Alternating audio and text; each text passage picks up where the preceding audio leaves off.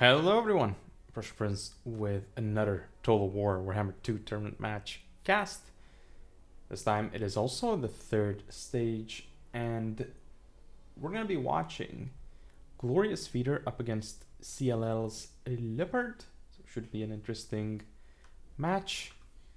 To start things off, we're going to be having greenskins against Bretonnia. It's become fairly classic matchup. At this point, I think I do see it quite a bit. So let's go over the build of the greenskins that are being played by Glorious Feeder, by the way.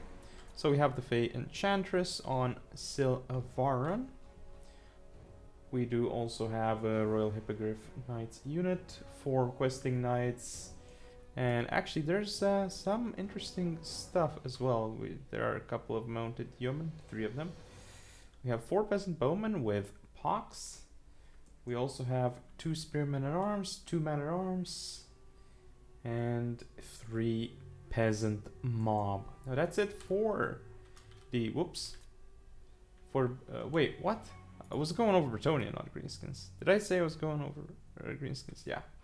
So yeah, this was the Bretonian army played by Leopard. I'm a mess.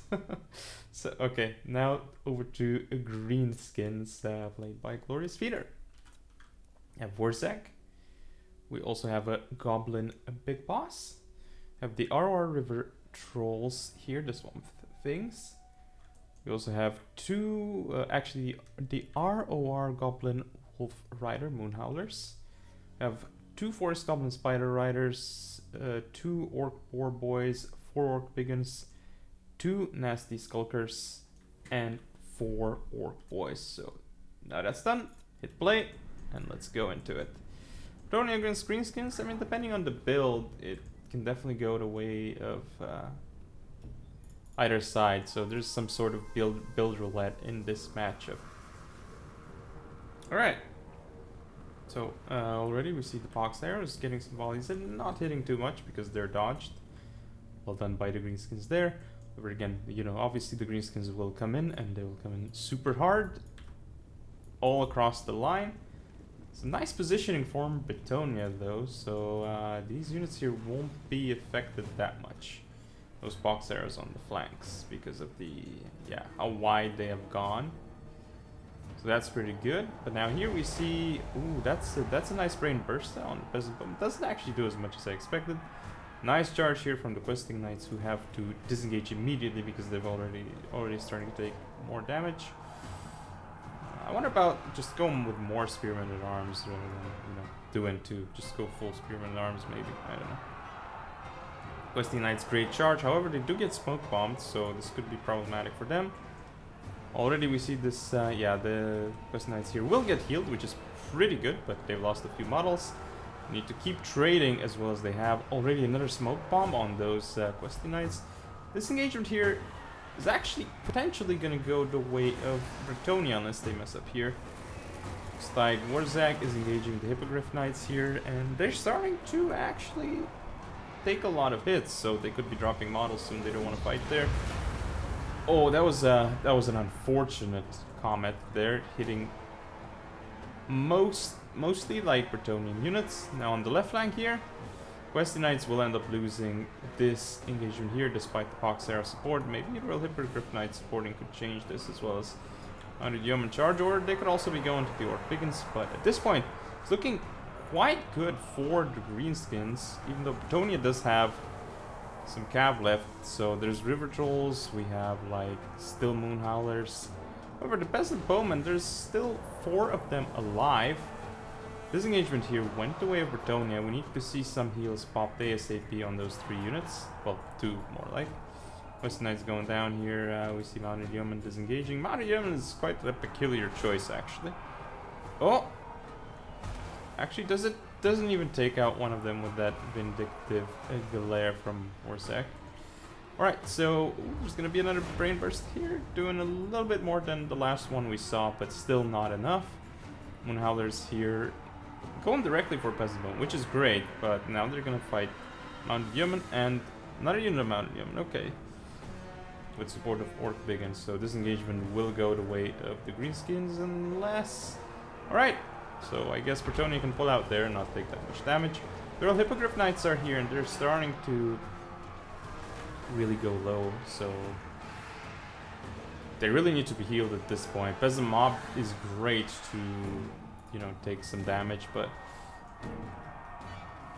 more Bretonians coming in, but 2 mounted yeomen against Orc War Boys. Fortunately, the Orc War Boys are pretty low at this point, and there can be questing knight support here, so doesn't seem like it's necessary. Pox Arrow is doing well here, but well, look at those Hippogriff Knights. They're down to 3. However, the Fae is here, and she's doing a phenomenal job. She is still alive. This engagement's here. Yeah, this is gonna go the way of Bretonia, so this is good. But over here, the Griff Knights will come back. Warzag is being annoying for sure, but yeah. So the Swamp Things here are in quite some trouble. The Questing Knights are totally out of position, though. They're gonna go down here. Especially if those Swamp Things come back, they'll make mincemeat of the Cav. Right, so Orc Biggins here go down, and yeah, it's actually fairly balanced still, but the Fae is starting to take some damage here. It's gonna disengage from the Goblin Big Boss. It looks like she'll go directly for Wurzag, and there is Royal Hippogriff Knight support, so we'll see if that works out, but she's taking more and more damage. Over here, this unit of Orc Biggins is gonna go down soon. More Bretonians coming back, and that's the way of Bretonia, right? Units coming back, and Greece is kind of like that as well because of their shaky morale on the lower tier units especially. So here we have Peasant Bowman and Foxers doing work. Oh, the Fae definitely doing a lot of damage here onto Wurzag. The Goblin Big was not in a good spot. On Yemen here, just trying to be annoying against Nasty Skulkers and Orc Biggins, and they're achieving that because these units want to go in there. And oh my goodness, look at Wurzag. This is going the way of Bretonia, isn't it? So yeah, there's a single Royal Hippogriff Knight left. Faye's doing work here. She's draining the Swamp Things. It's like the single Royal Hippogriff Knight is chasing Wurzag. And now the Cav here, the Mounted Yeoman, engaging the Nasty Skulkers. Kind of frontally, so not the best, but oh, Wurzag is back actually. Effigy of the Git. Oh, Effigy of the Git actually kills that, you know, okay. Interesting, haven't seen that before. Now the Fae here is gonna beat the Swamp Things, and here comes Wurzag, and he's probably not gonna like this scenario, especially with a nice Earthblood. We'll see. Fae should be able to deal with, especially with Spearman support, as you know, because the Spearman will take some of the splash damage. All right, so Wurzag is here. Ooh, actually, Wurzag gets a good hit onto the Fae, but Fae also responds accordingly. But this is getting very, very tight at this point. But obviously, Fae is gonna take this engagement. At least she should. Yeah, there comes the cap, so that'll do it. That's gonna be it. A win for Bretonia is what it's gonna be. And there goes Wurzag. He is gone. Men of Bretonia rejoice as they have gained victory today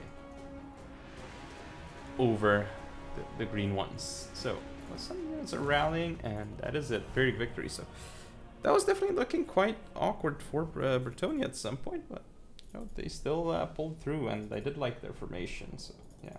All right, time to look at this situation here and the post-battle results.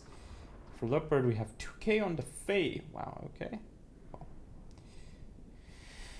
Then some value on the Peasant Bowman, so 800-ish on each of those. 600, 1100, wow, yeah. So the Mounted Yeoman here getting value as well. Questing Knights sort of paying for themselves. I'm surprised the Mounted Yeoman actually got this much value, because they're terrible. Royal Hippogriff Knights, not really doing that great, but yeah.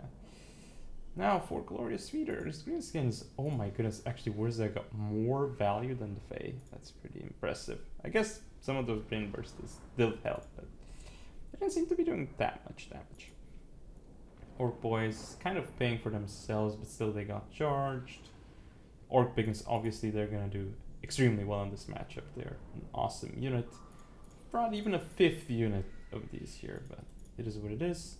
Where's Goblin Spider Riders? Yeah, the Cav here didn't do as great, so was an interesting game for sure, but right now Leopard up 1-0 in the series. We'll see how game number 2 goes. We have returned once more to game number 3. This is a battle between Skaven and Empire, where we have Deathmaster, well, yes, Deathmaster Snakeage technically on in command of Skaven, but I mean to say Glorious Feeder. And on the Empire side, we have, of course, his opponent, Leopard. Alright, so I'm actually going to go over the Empire first. So we have Boris Todbringer. We also have an Amethyst Wizard. We do also have, ooh, I lost track of the builds. We also have 2 Great Cannons here. Okay, very, very interesting. 3 Knights of the Blazing Sun and a unit of Reichsguard. 3 Free Company Militia. 3 Swordsmen and 3 Spearmen, essentially. Now, over on the Skaven side, we do have, yeah, Deathmaster Snakeage, as I was saying before. We also have a Plague Priest. We have a Chieftain as well. We have 2 Rat Ogres, one being the ROR Rat Ogre, actually. With an ROR Doom Wheel. 2 Wolf Rats with Poison. The Ashen Triads ROR. 4 Skaven Slaves with 4 Clan Rats. 2 of those Clan Rats being the Shielded Spear variant. Last but not least, we have 2 Skaven Slave Slingers and the Gutter Runners with Poison. Alright, now that we're in, hit play. See what happens here. So already we see the Free Company mission firing, but it's kind of awkward at this point because it's not what I expected.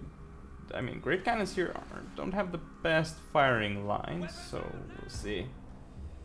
See if the Empire can do this, but I'm not feeling it this time. Already we see Knights of the Blazing Sun charging. They need to disengage soon, but yeah, they did an excellent job already on the Skaven Slaves, but they're cheap. Now, you can see Boris Todbringer is being kind of crazy here. He needs to pull out before the large entities get him. Some nice pullback micro with the Free Company Militia while getting excellent charges off with Knights of the Blazing Sun. There's a Spirit Leech pop on a unit here, which I can't see. Oh, on the Pit Fighters of Deep. However, Boris Todbringer is fighting here. Granted, he is delaying the Skaven, but he's also taking damage, so I want to be careful with that. However, the rest of the fight is going decently for the Empire, I was going to say Bretonnia, except for this side here. Very well done by the Skaven, already taken out the cannons.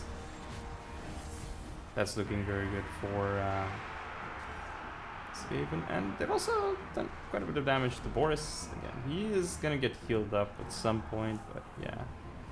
The Company Militia also engaged. Skaven Slaves dishing out the damage here. So at this point, you know, it's kind of mixed, but you know, taking out those 2 Great Cannons already, so that was a mighty fine job by the Skaven. Boris is really in quite some trouble, so he's gonna start disengaging as he's really quite low. More Knights of the Blazing Sun coming in to finish off these Clan Rats with spears. Now, ooh, okay, nice. Pest and Red. No, actually, it doesn't really do much, so that was not cast well, I suppose. We do have the Amethyst Wizard here, preparing to do more Spirit Leech shenaniganery, but Snakeage is on the run, so that's gonna go down. Also, the Doom is here. Amethyst is starting to run, so that's a good move. The engagement over here is going the way of Empire, so a lot of things here shattering, routing. Chieftain is in combat with spears in the forest, and that's not where he wants to be. There's another Spirit Leech onto Snakeage, so that's pretty good. We have Boris Todbringer going after the caster, probably wants to take out the Plague Priest. Free Company Militia here. We get engaged by Clan Rats, and they should have been kiting because this is a summon that, you know, will go away, so that's a bit of a misplay from the Empire side. Your Pit Fighters of Help Steep are engaging, but this side, you know, this engagement is going quite well for Bretonnia here, and they still have more and more cav in play, so yeah, they even have 2 more Knights of the Blazing Sun here. Have more Free Company Militia, more spears. They have the Amethyst Wizard who can continuously Spirit Leech the hell out of the Deathmaster. And this is great placement from the Amethyst Wizard right in front of this tree. So that's going to suck up some damage. And, you know, these Gutter Runners are totally wasting ammo at this point. Don't really need to even be moving the Amethyst Wizard at this point. So another nice Spirit Leech. This time actually on the Plague Priest. Okay. Changing the target. Boris Thoughtbringer tried to go in there, but obviously decided against it.